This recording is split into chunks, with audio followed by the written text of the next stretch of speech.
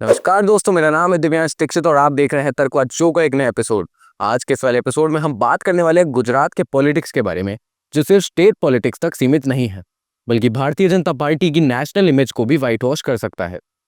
बात हो रही है यहाँ पे गुजरात कैबिनेट के कलेक्टिव रेजिग्नेशन की, जहाँ पे 16 मंत्रियों ने एक साथ अपना पद छोड़ दिया है, सिर्फ सीएम भूपेंद्र पटेल को छोड़कर।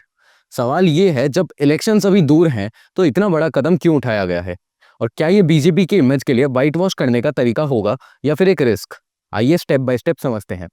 16 मंत्रियों ने अपने रेजिग्नेशन सबमिट किए हैं, एक प्राथमिक मूव के रूप में। ऑफिशियल रीजन ये दिया गया है, बेटर गवर्नेंस के लिए फेरबदल। लेकिन पॉलिटिकल एनालिस्ट कहते हैं कि ये बीजेपी का रीसेट फॉर्मूला है, जहां मिनिस्टर्स को मिड टर्म परफॉर्मेंस ऑडिट के बाद रीशफल किया जाता है। ये पैटर्न हमने पहले उत्तराखंड, कर्नाटक, त्रिपुरा और आसाम में भी देखा है। बीजेपी का फॉर्मूला सिंपल है, चेहरा बदलो, ब्रांड बचाओ। गुजरात पॉलिटिक्स कास्ट ड्रिवन है।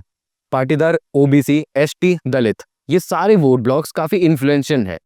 नए मिनिस्टर्स को कैबिनेट में लाने का एक क्लियर मकसद होता है, कास्ट रिप्रेजेंटेशन और पब्लिक विजिबिलिटी बैलेंस करना। इससे बीजेपी ये मैसेज भी सेंड कर रही है कि पार्टी में कुर्सी परमानेंट कभी नहीं हो सकती, वो सिर्फ परफॉर्मेंस बेस्ड अकाउंटेबिलिटी होती है। लोकल बॉडी इलेक्शंस के लिए ये स्ट्रैटेजी काफी क्रूशियल है, क्योंकि ग्राउंड लेवल सेंटिमेंट्स यहीं शेप होते हैं, और ये 2027 के असेंबली इलेक्शंस का बेस बन सकता है। बीजेपी ने फेर बदल के जरिए एक पॉजिटिव नैरेटिव तैयार किया है। पार्टी अकाउंटेबल है, कैबिनेट को फ्रेश एनर्जी मिल रही है और गवर्नेंस इंप्रूव हो रही है। ओपोजिशन का एंगल भी तैयार है। पुराने कैबिनेट ने इतना काम किया, फिर अब मिनिस्टर्स क्यों रिजाइन कर गए, और क्या ये गवर्नेंस फेलियर या करप्शन छुपाने का ड्रामा है? तो नैरेटिव का वॉर तो यहाँ पर शुरू हो चुका है, और ये डिसाइड करेगा कि पब्लिक इस मूव को मास्टर स्ट्रोक मानेगा या मजबूरी। बीजेपी के लिए विरोधी लहर एक स्थिर चैलेंज है, और रीशफल एक समाधान के जैसे काम करता है। नए मिनिस्टर्स आते हैं तो पब्लिक को ये लग सकता है कि सिस्टम रिफ्रेश हुआ है, और पुराने इश्यूज का ब्लेम पुराने मिनिस्टर्स पर चला जाएगा, जिससे पार्टी की ब्रांड सेफ रहेगी। ये कॉर्पोरेट स्टाइल गवर्नेंस मॉडल भी दिखाता है। मिनिस्टर्स को एम्प्लॉय की तरह समझा गया है, जहां उनका परफॉर्मेंस ही उनका सर्वाइवल भी है। ये मूव एक स्ट्रॉन्ग सिग्नल भी हो सकता है मिनिस्टर्स के लिए। दिल्ली देख रही है, अगर काम नहीं किया तो कुर्सी चली जाएगी।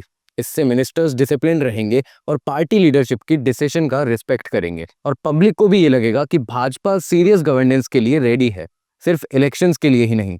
अब अगर बात करें कि इसका इलेक्शन पे इम्पैक्ट क्या हो सकता है, तो वो कुछ इस प्रकार होगा। अगर नए ministers actively public facing initiatives लेते हैं और लोकल इश्यूज का सॉल्यूशन दिखाते हैं, तब तो पार्टी की इमेज और ज्यादा स्ट्रांग होगी और रीशफल मास्टर स्ट्रोक बन सकता है। लेकिन अगर रीशफल सिर्फ फॉर्मल प्रोसीजर ही रह गया और ग्राउंड लेवल पर कोई काम नहीं दिखाया गया, तो अपोजिशन इस मूव को इंस्टेबिलिटी और गवर्नेंस फेलियर के रूप में एक्सप्लॉइट कर सकता है। यानी सक्सेस का पूरा परफॉर्मेंस और डिलीवरी के ऊपर खेल है, सिर्फ रीशफल से ही नहीं ये काम चलने वाला। गुजरात कैबिनेट का ये कलेक्टिव रेजिग्नेशन अब एक पॉलिटिकल चेस मूव बन गया है। अगर नए मिनिस्टर्स एक्टिवली पब्लिक के लिए एंगेज करते हैं, तो पार्टी की इमेज और वोटर कॉन्फिडेंस दोनों बूस्ट हो सकते हैं। अगर नहीं, तो अपोजिशन के लिए तो एक रेडीमेड अटैक लाइन बन जाएगा। सवाल ये नहीं है कि कैबिनेट रिजाइन हुई या नहीं, बल्कि ये है कि रीशफल के बाद क्या असल में ग्राउंड रियलिटी पर रिजल्ट्स देखने को मिलेंगे या नहीं। यही डिसाइड करेगा कि बीजेपी का ये मूव स्ट्रैटेजिक जीनियस है या फिर एक पॉलिटिकल रिस्क। अब दर्शकों, इसमें आपको क्या लगता है, ये जानना भी जरूरी है। क्या बीजेपी का ये रीसेट मॉडल इमेज बूस्टर होगा या फिर सिर्फ एक पॉलिटिकल ड्रामा बन के रह जाएगा? कमेंट में अपना ओपिनियन जरूर शेयर करें। इसी के साथ हम आज की खबर का सिलसिला यहीं समाप्त करते हैं। मैं दिव्यांश दीक्षित आप सभी से विदा लेता हूं। धन्यवाद।